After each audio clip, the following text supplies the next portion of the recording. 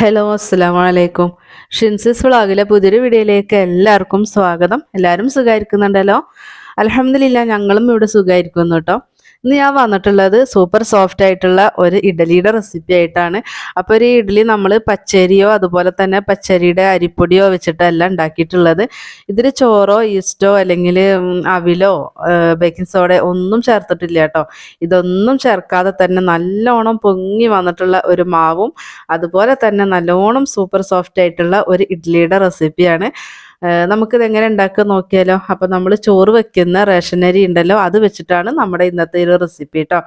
പച്ചരി ഇല്ലെങ്കിലും നമുക്കിത് അതുപോലെ പഞ്ഞി പോലെയുള്ള പൂ പോലെയുള്ള ഇഡലി എന്നൊക്കെ പറയാം. അതുപോലെ തന്നെയാണ്, നല്ല പഞ്ഞി പോലെ തന്നെയാണ് കേട്ടോ നമ്മുടെ ഈ ഒരു ഇഡലി ഇരിക്കുന്ന. മുറിച്ച് കാണിക്കുമ്പോൾ നിങ്ങൾക്ക് മനസ്സിലാവുന്നുണ്ടാവും.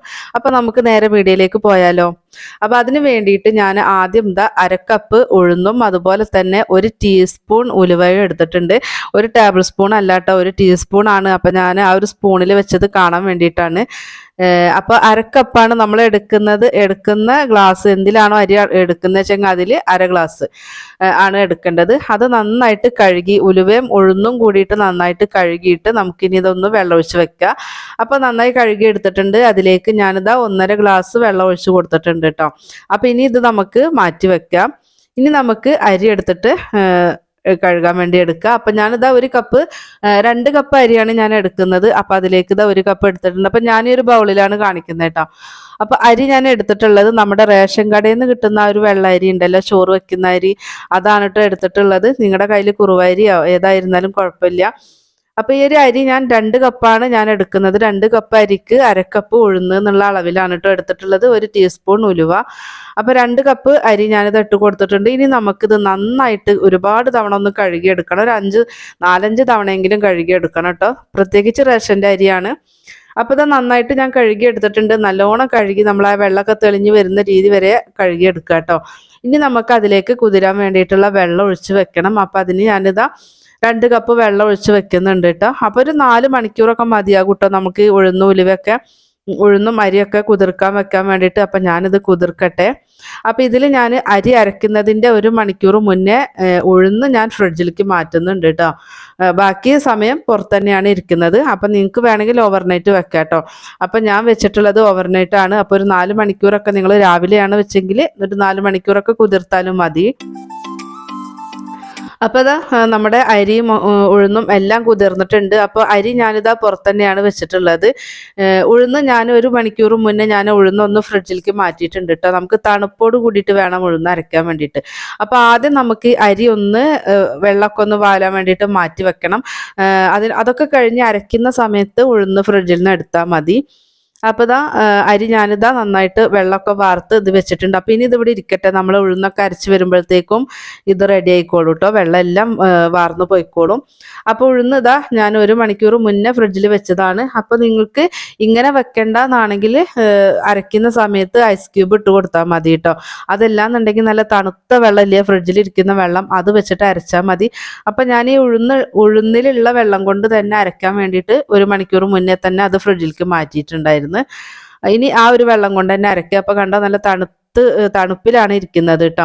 അപ്പോൾ ഈ ഒരു ഉഴുന്ന് ചൂടായി പോവാതെ വേണം അരച്ചെടുക്കാൻ വേണ്ടിയിട്ട്. ഉഴുന്ന് ചൂടായിട്ടുണ്ടെങ്കിൽ വെന്തതുപോലെ വരും. അപ്പോൾ നമ്മുടെ മാവ് ഒത്തിരി അങ്ങോട്ട് പെർഫെക്റ്റ് ആയിട്ട് നമുക്ക് കിട്ടില്ല കേട്ടോ. നമ്മുടെ ഇഡ്ഡലിക്കാണേലും വലിയ സോഫ്റ്റ് ഒന്നും ഉണ്ടാവില്ല. അപ്പോൾ അതുകൊണ്ട് നല്ല തണുപ്പോട് കൂടിയിട്ട് വേണം ഉഴുന്ന് അരയ്ക്കാൻ വേണ്ടിയിട്ട്.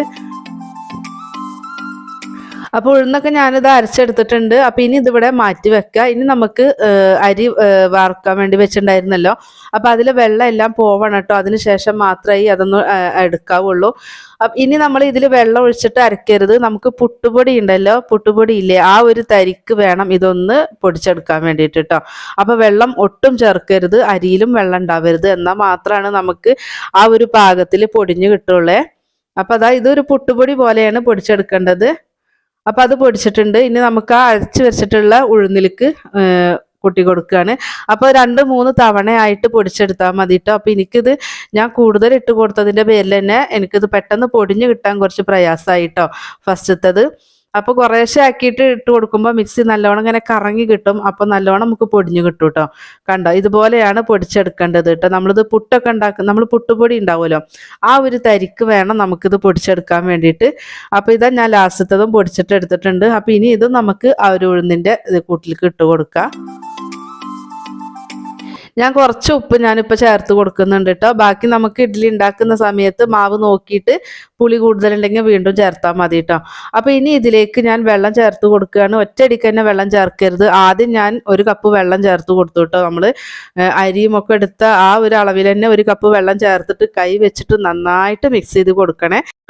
കൈ വെച്ചിട്ട് തന്നെ മിക്സ് ചെയ്ത് കൊടുക്കാൻ വേണ്ടി ശ്രദ്ധിക്കണം കേട്ടോ. അപ്പോൾ നന്നായിട്ട് മിക്സ് ചെയ്ത് കൊടുക്കുക. അപ്പോൾ നമ്മുടെ ആ ഒരു മിക്സിയുടെ അടിയിൽ ഭാഗത്ത് കിടന്നിരുന്ന ഒരു അരി ഉണ്ടല്ലോ, അത് ചിലപ്പോൾ ചെറിയ ചെറിയ കട്ടകൾ പോലെ ഉണ്ടാവും. അപ്പോൾ അതൊന്ന് കൈ വെച്ചിട്ട് ഒന്നിങ്ങനെ ഒന്ന് ഉടച്ചു കൊടുക്കൂലോ, ഒന്ന് പൊടിച്ചു കൊടുക്കൂലോ, ആ രീതിയിലേക്ക് ചെയ്ത് കൊടുക്കുക കേട്ടോ. അപ്പോൾ എനിക്ക് ഇതിലൊരു 1/4 ഗ്ലാസ് വെള്ളത്തിൻ്റെ ആവശ്യം കൂടെ ഉണ്ടായിരുന്നു കേട്ടോ. അപ്പോൾ ഒരു 1/4 ഗ്ലാസ് വെള്ളം കൂടെ ഞാൻ ചേർത്തിട്ടുണ്ട്. അപ്പോൾ നിങ്ങൾ ചേർത്ത് കൊടുക്കുമ്പോൾ ശ്രദ്ധിച്ച് ചേർക്കുക. നമ്മൾ ഇഡ്ലിക്കാണ്, അതുകൊണ്ട് നല്ല കട്ടിയുള്ള ബാറ്ററാണ് വേണ്ടത്. ഒരു 5 മിനിറ്റോളം നന്നായിട്ട് കൈവച്ചിട്ട് നമ്മൾ മിക്സ് ചെയ്ത് കൊടുക്കുക. നന്നായിട്ട് തന്നെ കൈവച്ചിട്ട് ചെയ്ത് കൊടുക്കുക കേട്ടോ. ഇനി നമുക്കിത് മൂടി വെച്ച് കൊടുക്കാം. അപ്പോൾ നിങ്ങൾ എങ്ങനെയാണോ, ഓവർനൈറ്റ് ആണോ വെക്കുന്നത് വെച്ചെങ്കിൽ അങ്ങനെ വെക്കുക, അതല്ല രാവിലെ അരച്ചിട്ടാണെങ്കിൽ അങ്ങനെ വെക്കുക കേട്ടോ. അപ്പം ഞാൻ രാവിലെയാണ് അരച്ച് വെച്ചിട്ടുള്ളത്. ഞാനൊരു 10 മണിയൊക്കെ ആകുമ്പോൾ അരച്ച് വെച്ചു. അതുപോലെ രാത്രി ഒരു 7 മണിക്കാണ് ഞാനിത് തുറന്ന് കാണിക്കുന്നത് കേട്ടോ. അപ്പം അത്രയും സമയമാണ് ഇപ്പോൾ നമ്മൾ വെച്ചിട്ടുള്ളത്. അപ്പോഴത്തേക്കും നമ്മുടെ മാവൊക്കെ കണ്ടില്ലേ, നന്നായിട്ട് പൊങ്ങി വന്നിട്ടുണ്ട് കണ്ടോ, നല്ല ഫെർമെൻ്റ് ആയിട്ട് വന്നിട്ടുണ്ട് കേട്ടോ. അപ്പം നിങ്ങൾക്ക് തണുപ്പുള്ള സ്ഥലമാണെന്നുണ്ടെങ്കിൽ ഒരു ചൂടുള്ള പാത്രത്തിൻ്റെ മുകളിൽ അല്ലെങ്കിൽ ദോശക്കല്ല് ചൂടാക്കിയിട്ട് അതിൻ്റെ മുകളിലൊക്കെ ഇറക്കി വെച്ചാൽ മതി കേട്ടോ. അപ്പം എല്ലാന്നുണ്ടെങ്കിൽ വെള്ളം ചൂടാക്കിയിട്ട് അതിൻ്റെ മുകളിൽ വെക്കുക, വെള്ളത്തിൽ ഇറക്കി വെക്കരുത് കേട്ടോ. അപ്പം ഞാൻ കറി വെച്ചിട്ടുണ്ടായിരുന്നു. അപ്പോൾ ആ കറി പാത്രത്തിൻ്റെ മുകളിലാണ് ഞാൻ ഈ ഒരു ബാറ്റർ വെച്ചിട്ടുണ്ടായിരുന്നത് കേട്ടോ. ആ ഒരു ചൂട് മതിയാകും.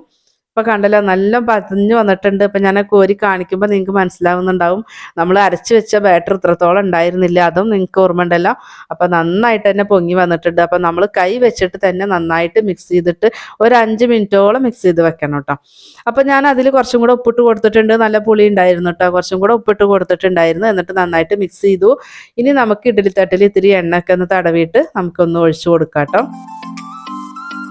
അപ്പോൾ ഈ ഒരു കട്ടിക്കാണ് മാവ് ഇരിക്കേണ്ടത് കേട്ടോ. ഇത് വെച്ചിട്ട് നമുക്ക് ദോശ ഉണ്ടാക്കാം കേട്ടോ. ദോശ ഉണ്ടാക്കുമ്പോൾ നമുക്ക് ഇത്തിരി വെള്ളം ഒഴിച്ചിട്ട് ഒന്ന് ലൂസാക്കണം. അപ്പോൾ നമുക്ക് ദോശ ഉണ്ടാക്കാം. അപ്പം ഞാൻ രണ്ടും ഉണ്ടാക്കിയിട്ടുണ്ട് കേട്ടോ. അപ്പം ഇനി ഇതാ നമ്മുടെ വെള്ളം, ഇഡലിക്കുള്ള വെള്ളം തിളച്ചിട്ടുണ്ട്. അപ്പം നമുക്ക് ഇഡലി തട്ട് വെച്ച് കൊടുക്കാം. ഒരു 5 മിനിറ്റ്, ഒരു 6-7 മിനിറ്റ്, ഒരു 5-6 മിനിറ്റ് ഒക്കെ ആകുമ്പോഴത്തേക്കും നമ്മുടെ ഇഡ്ഡലി റെഡി ആയിട്ട് കിട്ടും കേട്ടോ. നല്ല പഞ്ഞി പോലുള്ള ഇഡലി. അപ്പോൾ ഇത് റെഡി ആവട്ടെ. അപ്പോൾ അതാ നമ്മൾ ആദ്യം വെച്ച് കൊടുത്തിട്ടുള്ള ഇഡ്ഡലി ആയിട്ടുണ്ട് കണ്ടോ, നല്ല പൊങ്ങി, നല്ല അങ്ങോട്ട് പൊങ്ങി വീർത്ത് വന്നിട്ടുണ്ട് കേട്ടോ. അപ്പോൾ ഞാനിത് വല്ലാണ്ട് തണുത്താറുന്നത് വരെ വെച്ചിട്ടില്ല, ചെറിയൊരു ചൂടുണ്ട് കേട്ടോ.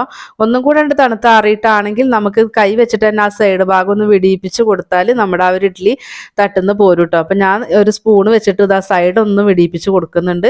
അപ്പോൾ സ്പൂൺ ഒന്ന് വെള്ളത്തിൽ ഒന്ന് മുക്കി കൊടുക്കുന്നുണ്ട് കേട്ടോ. അങ്ങനെ ആകുമ്പോൾ നമുക്ക് ആ ഇഡ്ഡലിയുടെ അരുഭാഗം വൃത്തികേടായിട്ട് പോവില്ല, നല്ല നീറ്റായിട്ട് കിട്ടും ഒന്ന് വെള്ളത്തിൽ ഡിപ്പ് ചെയ്തിട്ട് ചെയ്യുമ്പോൾ കേട്ടോ.